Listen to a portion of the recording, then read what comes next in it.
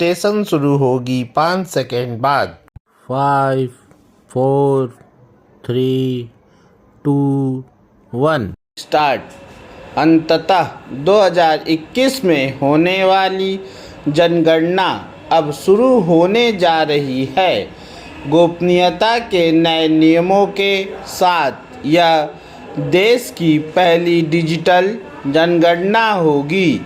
इसके साथ ही एक विशेषता यह भी है कि पहली बार इसे 2 चरणों में पूरा किया जाएगा।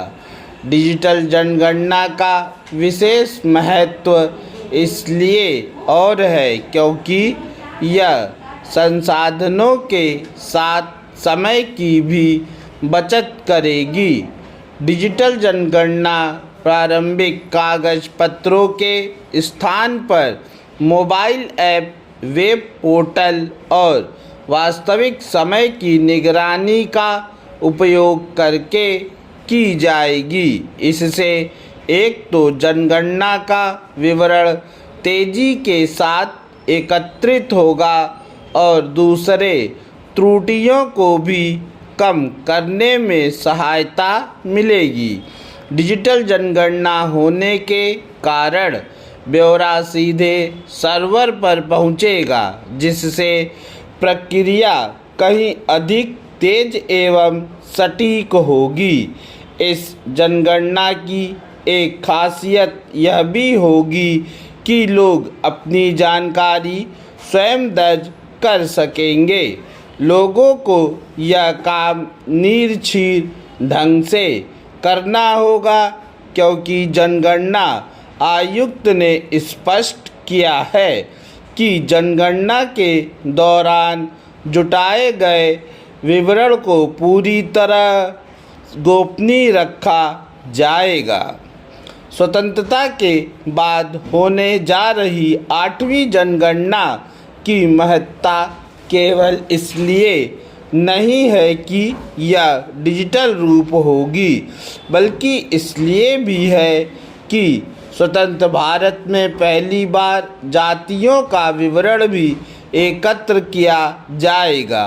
स्पष्ट है कि इस जनगणना के माध्यम से देश की सामाजिक, आर्थिक एवं जाति स्थिति की अपेक्षाकृत अधिक परिपूर्ण तस्वीर सामने आएगी।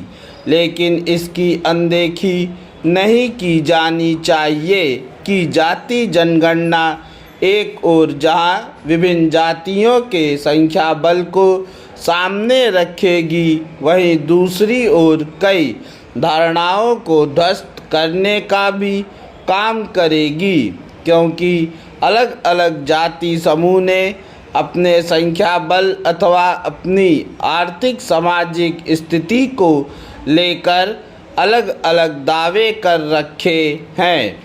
इन दावों पर पूरी तरह इसलिए भरोसा नहीं किया जा सकता क्योंकि देश में 1931 के बाद जातिगत जनगणना हुई ही नहीं। यह मानना सही नहीं होगा कि जातियों की जो संख्या और स्थिति करीब 100 वर्ष पहले थी, वह आज भी है। एक दृष्टि से यह अच्छा ही है कि जनगणना के साथ ही जातियों का ब्यौरा भी सामने आ जाएगा, लेकिन इसकी आशंका भी है कि इस ब्यौरे के आधार पर कहीं जातिवाद की राजनीति बेलगाम ना हो जाए। यदि ऐसा हुआ तो यह अच्छा नहीं होगा। इसलिए नहीं होगा क्योंकि जातिवादी राजनीति विभाजन और वैमनस्य को जन्म देती है। उचित यह होगा कि सरकार ऐसे उपाय करे जिससे जातिगत जनगणना का इस्तेमाल जातिवाद और साथ ही वोट बैंक बनाने वाली आरक्षण की स्वार्थी राजनीति के तौर पर न किया जा सके। यह समझने की ज़रूरत है कि जनगणना का उद्देश्य किसी के भी संकीर्ण राजनीतिक हितों की पूर्ति के लिए नहीं बल्कि शासन की नीतियों को प्रभावशाली तरीके से बनाने और उन्हें लागू करने के लिए होता है। पूर्ण विराम।